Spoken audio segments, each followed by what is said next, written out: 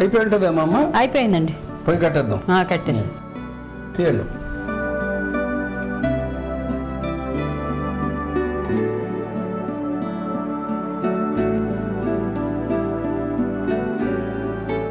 ఇంకోండి ఇలా గట్టిగా అవుతుంది.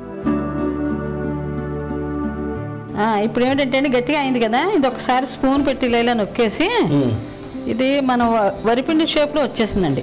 ఇలా చేయడం వల్ల పిండిలో జిగురిపోతుందండి. ఓకే. ఎలా తయారు చేసిన పిండి ఇలా అవుతుంది అనమాట. దీని తర్వాత మనం నువ్వుపప్పు వేసుకోవాలండి. ఓకే.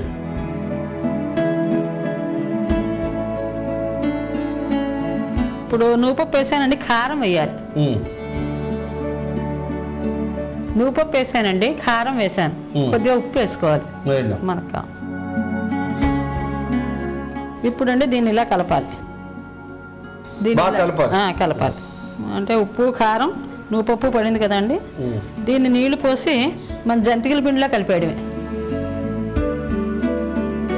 మీరు 40 ఏళ్ల క్రితం ఈ ప్రయోగం అవసరమైనప్పుడు అప్పట్లో మిక్సీ లేదు.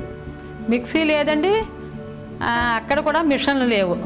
బియ్యం పిండి ఆడి మిషన్ లేదు. ఎంతసేపు ఆట ఆడేవారు. మానవ శ్రమని నమ్ముకోవడం. మానవ శ్రమ. ఓకే. ఇందులో నీళ్లు కలుపుకుంటారు. నీళ్లు కలపండి.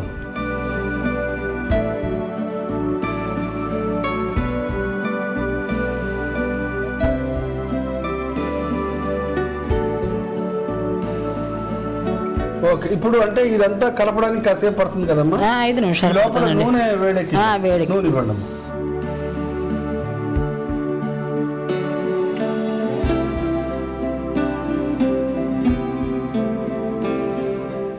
తడిగా అయినట్లేదమ్మా. అలా ఉండొచ్చండి, పర్వాలేదు. ఈ మాత్రం తడిగా ఉండదు.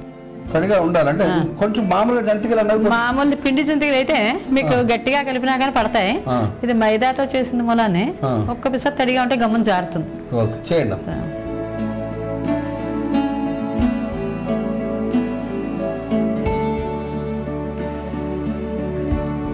ఇప్పుడు ఇందులో ఇలా తిప్పడం అండి.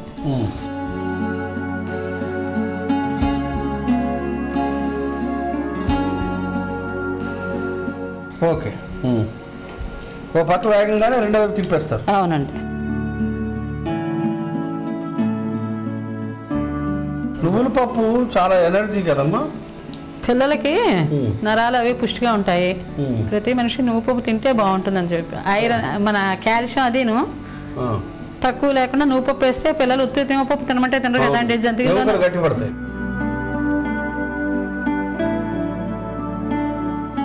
ఆంధ్రా నుంచి వచ్చి మా అత్తగారు అనేవారు వాటికన్నా కూడా ఇవే బాగున్నాయి అనేవారు.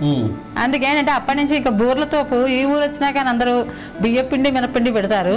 నేను మాత్రం ఆటాతో నీళ్ళల్లో కలిపేసి మైదాతో పెట్టండి. ఆటాతోటే పెడతాం. ఆటాతో ఇదిగో జంతికలు చెక్కవళ్ళు ఇలాంటి పిండి వంటలన్నీ వీటితో చేస్తాం. Okay okay. ఆట అంటే గోధుమ పిండి. ఆట అంటే గోధుమ పిండి. అందులో మైదా మిక్స్ ఉంటుంది? ఏమీ లేదు, ఉత్తి గోధుమలే. మీరు గోధుమలు ఆడించి చేసేవాళ్ళు.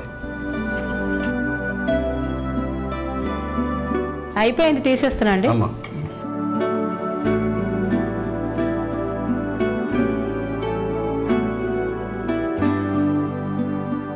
ఆవిరి జంతిగా రుచి చూసి చెప్పండి.